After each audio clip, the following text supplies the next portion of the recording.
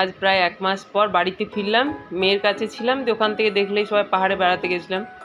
মা মেয়ে বেশ ভালোই কাটলো কিছুদিন ওখানে থেকে। আর 1 মাস পর এসে বাড়িতে যখন গাছগুলো দেখছি কি ভালো লাগছে, প্রত্যেকটা গাছ বৃষ্টির জল পেয়ে বেশ একদম বড় হয়ে গেছে পুরো।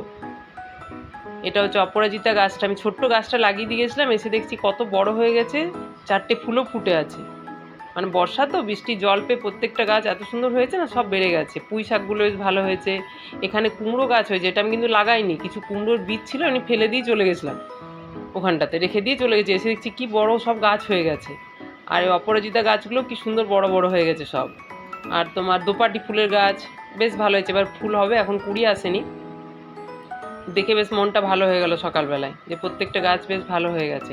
ওই গাছেরই কিছু শাক তুলে নিলাম, শাক পাতা, পুঁই পাতা তুলেছি, কুমড়ো পাতা, আর তোমার ছিল বোধহয় কলমি, হ্যাঁ এগুলো সকালেই তুললাম।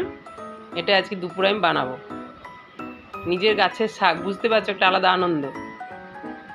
যাই হোক, এই যে দুপুরে আমাদের মেনু তোমাদের দেখিয়ে দিলাম। এই যে মাছটা বানাবো, আর শাক তো কেটে ভিজিয়ে রেখেছি, আর তোমার বানাবো আমড়ার চাটনি। এটা আজকে দুপুরে বানাবো। বলতে বলতে দেখো আমার লাঞ্চ তৈরিও হয়ে গেছে, ভাত হয়ে গেছে, আমরা চাটনি বললাম ওটা বানিয়েছি, আর এই পাবদা মাছ করেছিলাম সর্ষে পোস্ত দিয়ে ঝাল, আর শাকটা বানিয়েছিলাম রসুন দিয়ে। এটাই আজকে আমাদের দুপুরের লাঞ্চ মেনু। কেমন লাগলো অবশ্যই কমেন্টস করে জানিও।